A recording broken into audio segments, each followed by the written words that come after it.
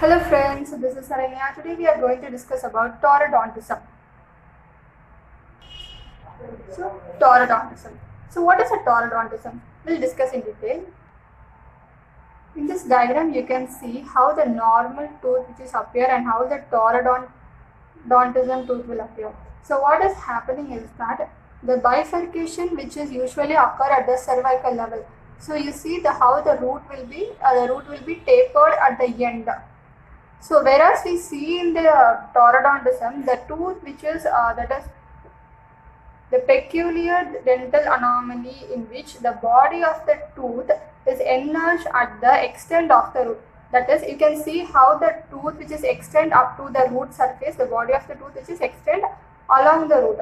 So where the bifurcation is actually happening is that it is near the apex.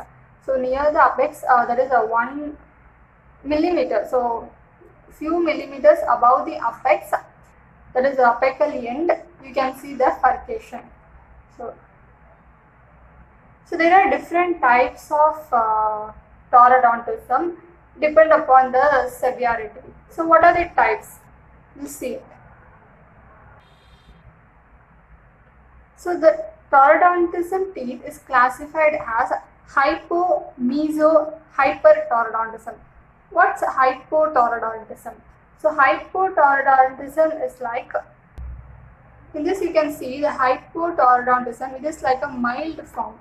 So mesotaurodontism, which is present more below the hypotaurodontism, and whereas hypertaurodontism, it is the extreme case.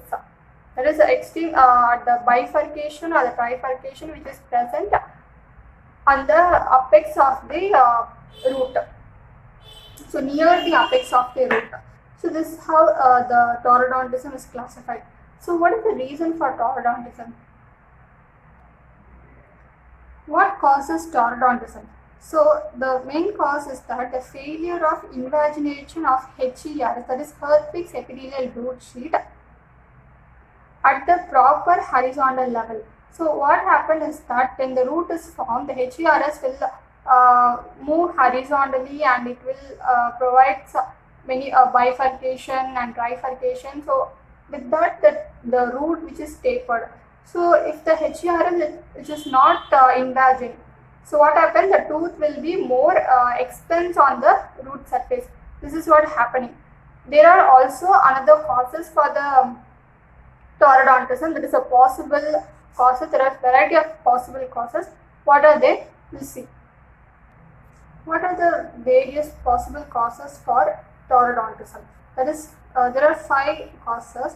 They are like a specialized or a retrograde character, a primary pattern, a Mendelian recessive triad, an atavistic future, a mutation resulting from an odontoblastic deficiency during the dentinogenesis of the root. So now we'll see the clinical and the radiographic finding, and also what is the treatment for taurodontism. So the taurodontism is well seen, well visualized only in the radiographic. So for example, in this diagram you can see how the crown will be. The crown will be same. So when you are seeing the tooth from the when the patient came, you cannot see any difference.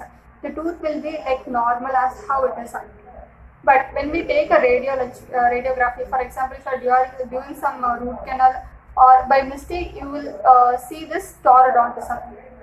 That is from radiological finding only we can see the taurodontism. That is how the tooth which is extend on the root surface. But by cervically we cannot find anything. Okay, but what are the clinical features? We'll see that, and what are the radiological features? So what are the clinical features for taurodontism? So the taurodontism may occur in the deciduous and permanent, but it mostly occur on the permanent tooth, especially on the molars.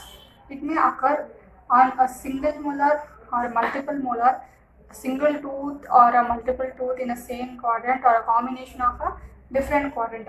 How? But when we are seeing clinically, the tooth will be normal. You cannot find anything. But using the radiological findings, the tooth, the orthodontism is best visualized. How the tooth will be? The tooth will be rectangular rather than tapered towards the root.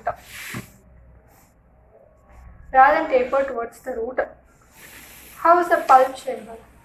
The pulp chamber is extremely large. The bifurcation or the trifurcation may be present on the few millimeters